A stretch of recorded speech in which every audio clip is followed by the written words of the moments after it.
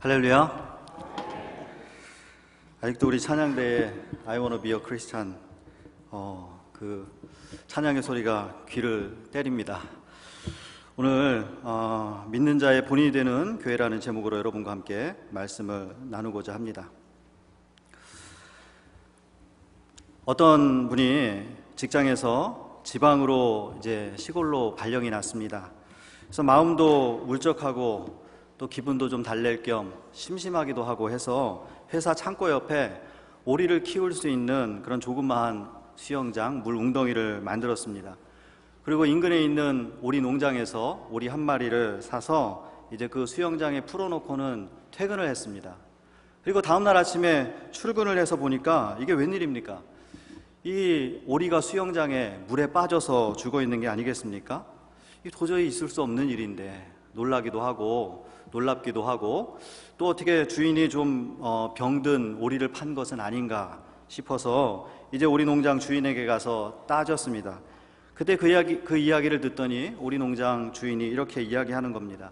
그 오리는 오리 농장에서 이 사육장에서 부화해서 자라고 키워진 오리입니다.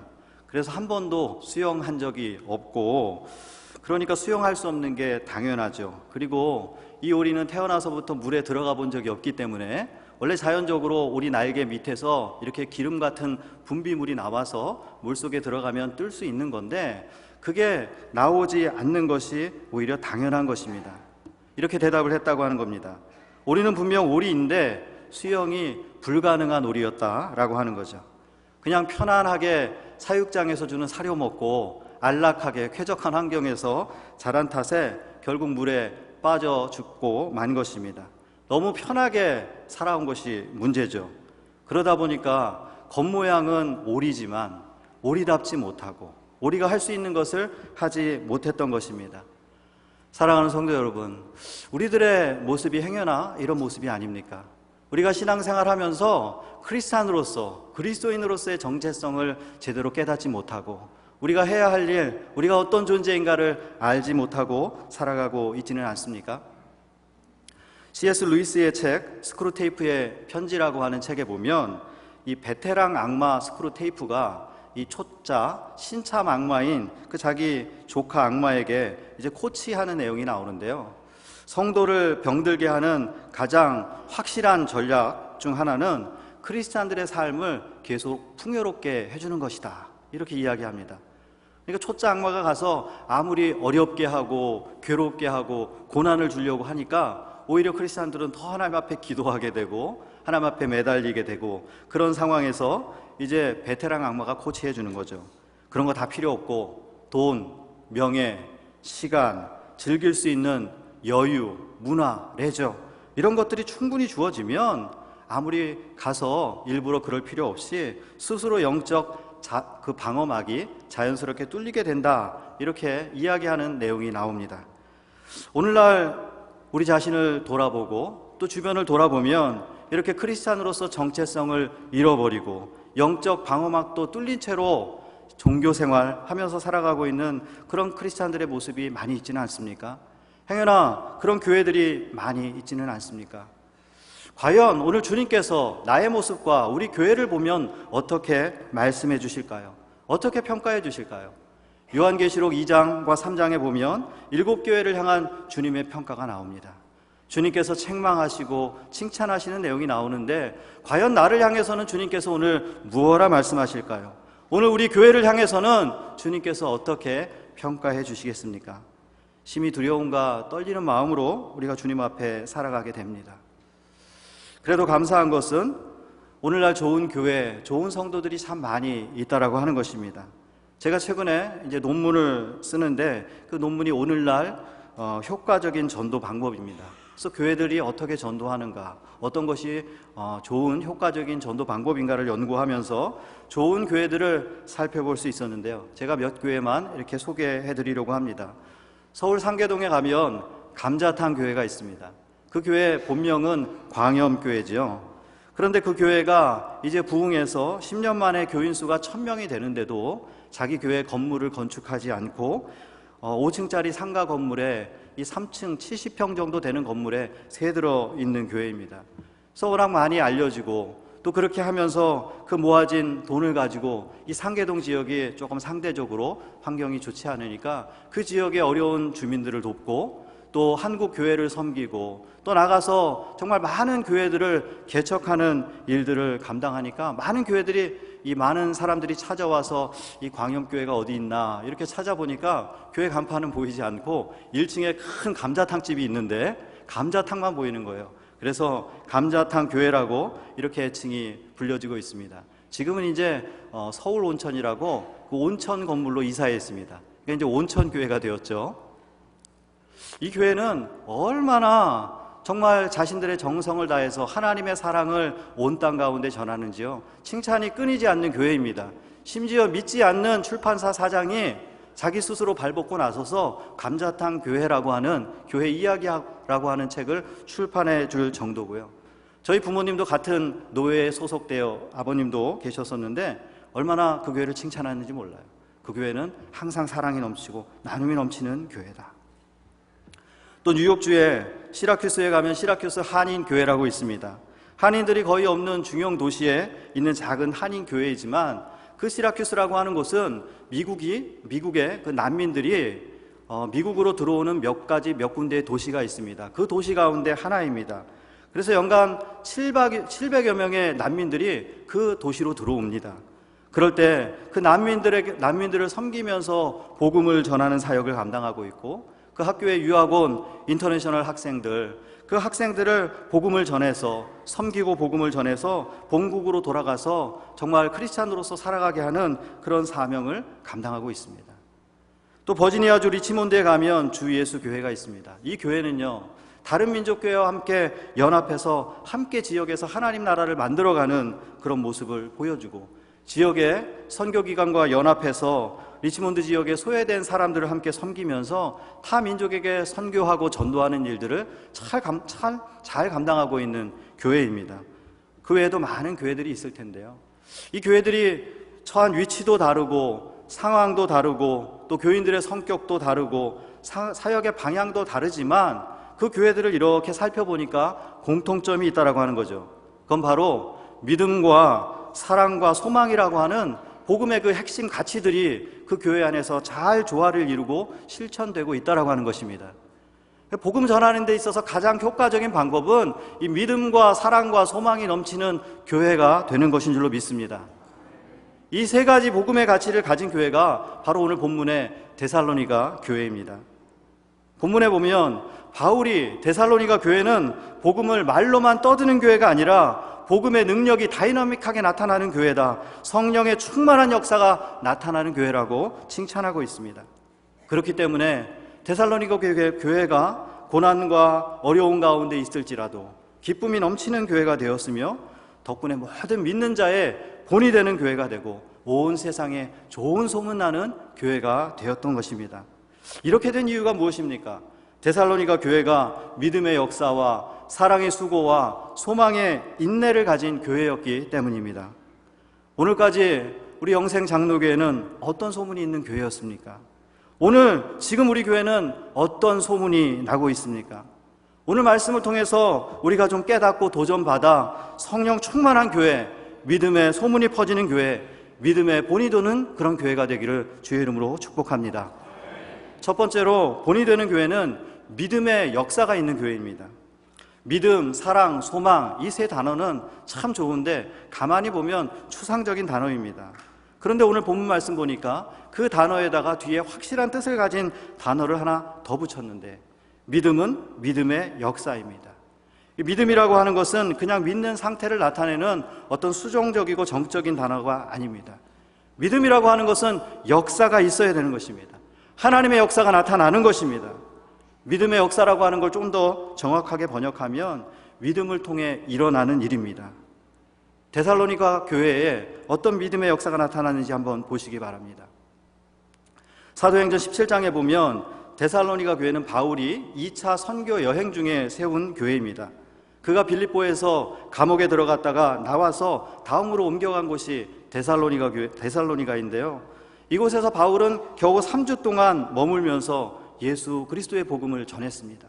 예수님의 복음을 전할 때에 헬라인의 무리와 귀부인도 예수를 믿었다고 했습니다. 그런데 이 데살로니가에 살고 있는 유대인들은 보통 사람들이 아니었습니다. 이 지역의 깡패들을 동원해서 이 바울과 동역자들이 머물고 있던 야손의 집에 쳐들어와서는 그들을 찾으려고 하다가 실패하자 집주인 야손과 또 일행들을 끌고 가는 일까지 생겼습니다. 이렇게 어려운 상황이 되고 나니까 결국 바울은 데살로니가를 떠나서 신사적인 동네라고 하는 베레아로 옮겨가게 되었는데요. 이 데살로니가 사람들의 극성이 이만저만이 아니에요. 그 베레아까지 쫓아가서 바울이 사역하는 걸 못하게 막고 괴롭히는 겁니다. 결국 바울은 또 아테네, 아덴으로 옮겨가게 되었고, 지금 이 데살로니가 전서를 쓰는 지금은 바울은 고린도에 와서 머물고 있는 상황입니다. 데살로니가 사람들은 참 극성스러운 사람이었어요. 이쯤 되면 아마 우리가 전도하기 힘든 것이라는 걸 여러분 아실 거예요. 교회가 세워져도 성령의 능력이 나타나기 힘든 그런 교회처럼 보입니다. 그리고 불과 3주 만에 세워진 교회이고요. 또 그 교회 지도자였던 바울과 디모데와 실라가 그 일행이 그곳을 떠나온 상황입니다. 이런 상황에서 어떠한 믿음의 역사가 나타날 수 있겠습니까? 과연 믿음의 역사가 나타날 수 있을까요? 그런데 하나님의 역사는 바로 이런 곳에서 나타나는 줄로 믿습니다. 그렇게 강팍한 동네, 무법이 판치던 동네, 전도하기 힘든 동네, 전도하는 기간도 얼마 되지 않았던 동네, 그런 새로 개척된 데살로니가 교회가 이 전국에서 가장 본받을 만한 믿음의 본이 되는 교회가 되었다라고 하는 거죠. 유대인들은 물론이고 예수 그리스도를 전혀 알 수 없었던 이방인들까지 우상 종교를 버리고 예수님께 돌아오는 놀라운 역사가 나타났습니다. 우리가 오늘 읽지 않았지만 이어지는 9절과 10절의 말씀 보니까 그들이 우상을 버리고 하나님을 믿고 하나님을 섬기며 강림하실 주님을 소망하는 믿음의 사람들이 되었다, 이렇게 기록하고 있습니다. 할렐루야. 도무지 인간의 계획과 예측으로는 불가능한 일이 일어나는 것입니다. 이게 바로 믿음의 역사입니다. 사람의 능력으로 오랜 시간 동안 치밀하게 계획하고 준비하고 뭐가 재정도 넉넉해야 하나님의 역사가 일어나는 것이 아니라, 비록 좀 부족하고 환경은 어려워 보인다고 할지라도 그 어려운 상황에서 하나님의 역사가 일어난다라고 하는 것이죠. 믿음의 역사가 나타나는 것입니다. 고린도후서 12장 9절로 10절 말씀 보니까 바울에게는 연약함이 있었어요. 그래서 하나님 앞에 좀 이것을 고쳐달라고 3번이나 간구할 때에 하나님께서 바울에게 응답하신 내용이 무엇입니까? 내 은혜가 내게 족하도다. 내 능력은 내가 약할 때 온전하여진다, 이렇게 말씀하십니다. 하나님은 약할 때 강함 되시는 하나님이신 줄로 믿습니다. 우리가 약할 때 믿음으로 담대히 하나님의 능력을 구할 때 믿음의 역사가 나타나는 것입니다. 또한 믿음의 역사는 우리 성도들의 삶 가운데 일어나야 합니다. 예수님을 만나면 인생이 변화됩니다. 우리는 흔히 3살 버릇 여든 간다, 이런 말을 하는데요. 한번 습관이 되면 절대로 바꾸기 힘들다라고 하는 거죠. 한번 성격이 고정되면 변화가 없을 거로 생각하지만 믿음 안에서 변화되는 역사가 나타납니다. 믿음은 길이가 중요한 것이 아니라 깊이가 중요한 것입니다. 우리 중에는 길이를 따지는 사람들이 많을지 몰라요. 내가 모태신앙이야, 60년, 70년. 또 어떤 분들은 내가 교회에서 오래 신앙생활한 교회 창립 멤버야. 또 어떤 사람은 자기의 교회 직분이나 자기가 감당하고 있는 사역을 자랑할지 모르겠습니다. 물론 그런 것들은 신앙생활에서 꼭 필요한 것이고 소중한 것이 사실이지만, 그러나 믿음의 진짜 문제는 그 길이가 아니라 깊이라고 하는 것입니다. 보십시오. 이 데살로니가 교회 성도들은 짧은 시간 사도 바울이 전하는 그 말씀을 들었지만 그 말씀으로 인해서 그들의 인생이 변화될 정도로 깊이 있게 주님을 만나게 되었습니다. 어떤 정도입니까? 이 고난 가운데 박해를 받는 가운데 있고 교회 지도자는 없지만 그런 것에도 조금도 흔들리지 않고 기쁨으로 고난을 감당하는 교회가 되었습니다. 이렇게 깊이 있게 주님을 만나야 될 줄로 믿습니다.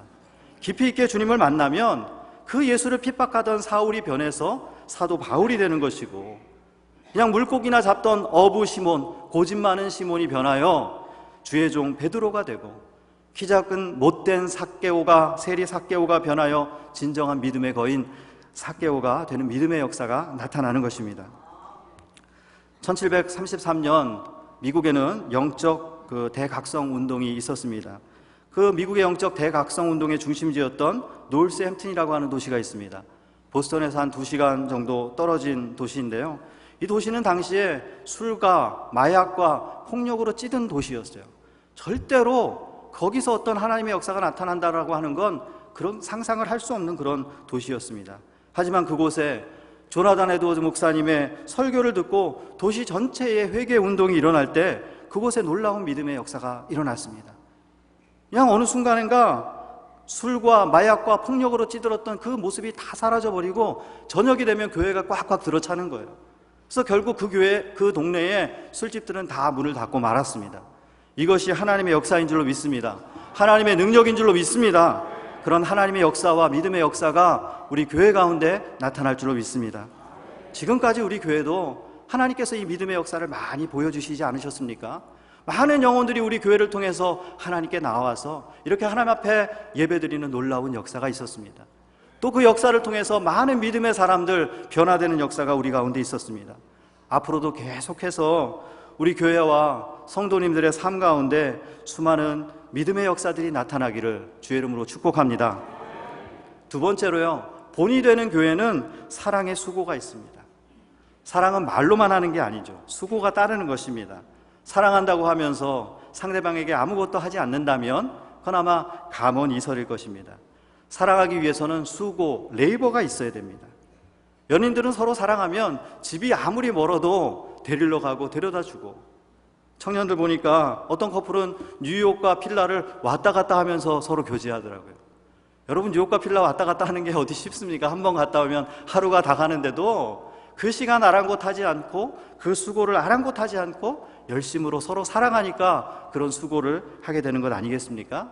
한번 우리가 옆 사람들과 인사했으면 좋겠는데요. 당신을 사랑합니다. 사랑합니다. 오해할 수 있으니까요. 주님의 이름으로 사랑합니다. 예, 이런 사랑한다는 말 하니까 분위기 좋잖아요. 막 그냥 마음에 사랑이 나는데, 근데 so what? 그래서 뭐 진짜 나 사랑해? 사랑한다면 뭐 빵 한 쪼가리라도 사줘야지, 커피 하나라도 한 잔이라도 사줘야 그게 진짜 사랑 아니겠습니까? 데살로니가전서 2장 7절로 10절 말씀 보니까 바울은 이 데살로니가 교회를 여인이 자기 자녀를 기르는 것 같이 사랑했다고 했습니다. 엄마가 아이를 키우는 것이 얼마나 힘듭니까? 다 여러분들 키워보셨을 텐데요. 자녀를 키우는 건 수고에 수고가 끊이지 않더라고요. 저도 자녀가 3명이 있습니다. 큰아들이 뭐 해달라고 해서 해주면 둘째가 저는 왜 안 해줘요? 또 막내가 해달라고 하고, 큰아이가 아프면 둘째 아이가 아프고 셋째 아이가 아프고, 뭐 그렇게 해야 될 일이 많은지 모르겠어요. 하지만 사랑하니까 할 수 있는 거죠. 우리가 자녀를 출산해서 이 18세 될 때까지 양육하는 비용이 한 20만 불 들어간다 그래요. 어떤 자료를 보니까 그렇게 통계적으로 조사를 해놨더라고요.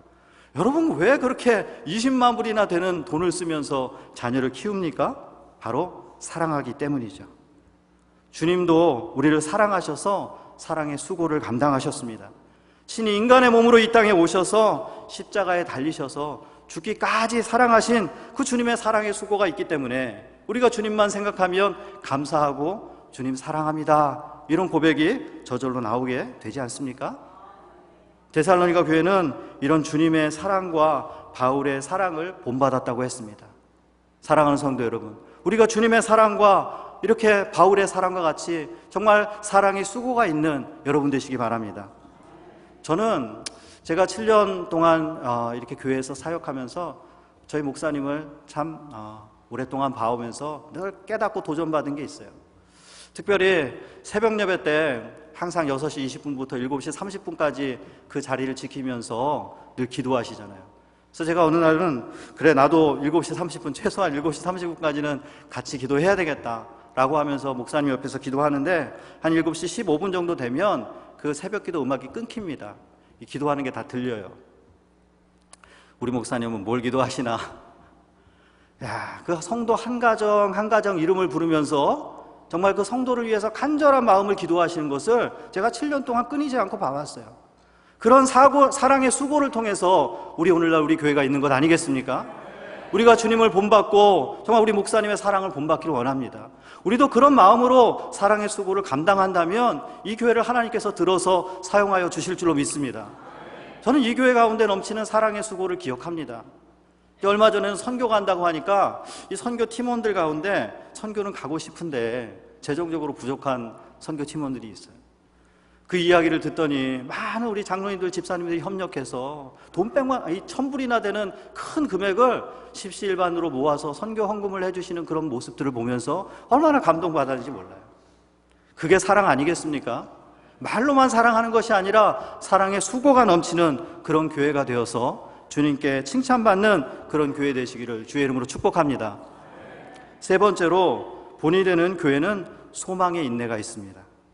사람들이 보통 인내하는 이유가 한 두 가지 정도 있을 수 있을 것 같아요. 하나는 내가 이거 기필코 복수하리라, 끝까지 참고 내가 이거 갚으리라 하면서 이를 갈면서 인내하는 거예요. 하지만 이러한 인내는 인생을 불행하게 만듭니다. 또 다른 사람으로 하여금 그런 동일한 분노의 인내를 만들게 만듭니다. 하지만 우리가 성도가 가져야 할 것은 소망의 인내입니다. 반드시 주님께서 해결하실 것이다. 또 우리 주님께서 오실 그 날을 소망하면서 오늘 우리에게 주어진 시간을 최선을 다해서 살아가는, 기쁨으로 살아가는 그런 인내입니다. 데살로니가 교회는 주님을 소망하며 인내하는 교회였습니다. 그래서 6절 말씀 보니까 비록 많은 환난 가운데도 기뻐하는 교회였다. 또 데살로니가 후서 2장 4절 말씀 보니까 너희의 참는 모든 핍박과 환난 중에서 너희 인내와 믿음을 인하여 하나님의 여러 교회에서 우리가 친히 자랑한다.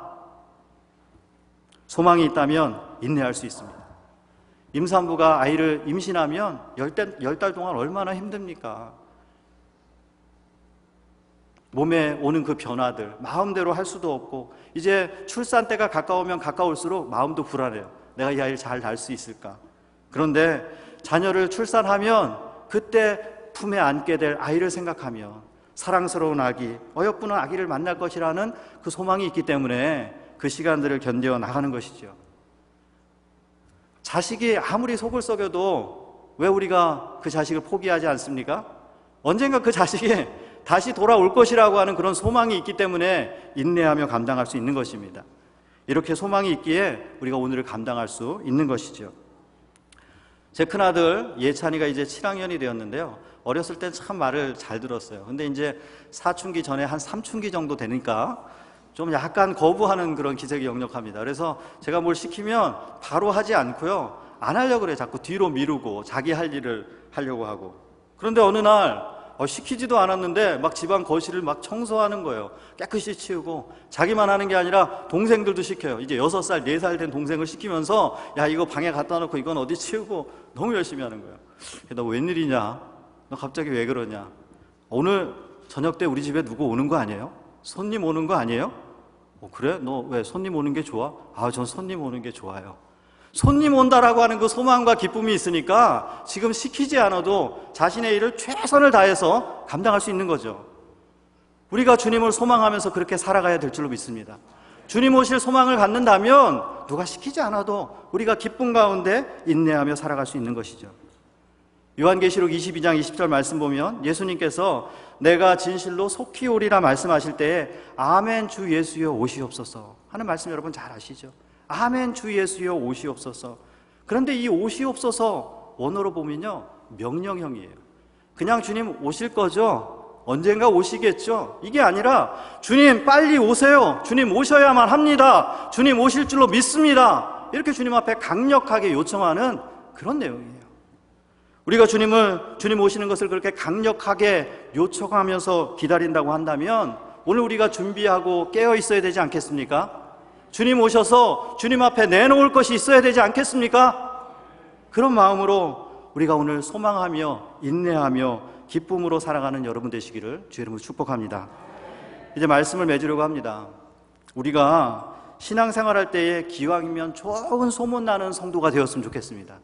좋은 소문나는 교회가 되어야 됩니다. 믿음, 소망, 사랑 이 세 가지가 균형 잡힌 신앙인, 균형 잡힌 교회가 되기를 바랍니다. 야, 저 집사님은 믿음만 좋아. 저 집사님은 수고만 열심히 해. 저 집사님은 아무것도 하지 않고 주님 오실 날만 소망해. 그게 아니고요. 저 집사님은 정말 믿음도 좋고 사랑의 수고도 넘치고 소망하며 오늘을 열심히 살아가는 분이야. 이런 평가를 들어야 되지 않겠습니까? 우리 교회도 마찬가지인 줄로 믿습니다. 정말 하나님께서 원하시는 교회는 믿음을 가지고 사랑의 수고를 함께 나누며 소망의 인내를 가지고 저 하늘나라를 바라보며 오늘 최선을 다하는 교회가 되어야 될 줄로 믿습니다. 2절에 보니까 바울과 실라와 디모데는 지금 비록 데살로니가를 떠나 있지만 교회를 생각하며 항상 감사하고 기도한다고 했습니다. 우리가 어디에 있든지 우리 영생교회만 생각하면 감사가 넘치고 기도가 저절로 나오는 교회가 된다면 얼마나 좋겠어요. 어디에 있든지 하나님 우리 영생교회를 사랑합니다, 감사합니다, 이런 아름다운 교회가 되었으면 좋겠습니다. 저도 그동안 누가 어디서 사역하냐 물어보면 영생교회 사역합니다 그러면서 제가 자랑을 얼마나 했는지 몰라요. 다른 어떤 걸 자랑한 게 아니라 제가 만나는 성도님, 우리 교회 목사님, 우리 교회에서 섬기고 있는 사역들, 이 모든 일들이 저에게는 너무나도 감사한 것들 뿐이었어요. 그래서 어디에 가든지 기도하게 돼요. 주님, 이렇게 아름다운 교회를, 정말 이렇게 하나님 앞에 영광 드리는 그 교회를 저에게 허락하심을 주님 감사합니다. 이런 하나님 앞에 감사와 기도가 이어졌으면 좋겠습니다. 우리 영생교회가 믿음의 역사 안에서 자라온 교회입니다. 늘 전도하고 선교하기를 쉬지 않는 교회, 그리고 나서 돌아와서 함께 믿음의 역사를 간증하는 교회, 그리고 다시 나가서 전도하며 선교하는 교회가 아니었습니까? 교회 곳곳마다 사랑의 수고가 넘치는 교회였습니다. 보이지 않는 곳에서 사랑의 수고를 감당하는 성도님들, 그 눈물과 땀방울을 통해서 오늘 교회가 이루어져 왔습니다. 우리 교회가 주님 다시 오실 그 소망을 가지고 오늘에 정말 최선을 다하면서 우리에게 맡겨주신 사명을 잘 감당하는 교회였습니다. 앞으로도 주님 오실 때까지 우리 교회가 이렇게 믿음의 역사와 사랑의 수고와 소망의 인내가 있는 교회가 되어서 이 필라 지역은 물론이고요, 온 미주 전역과 세계 열방 가운데 모든 믿는 자의 본이 되는 그런 교회가 될 수 있기를 주의 이름으로 축복합니다. 기도하시겠습니다.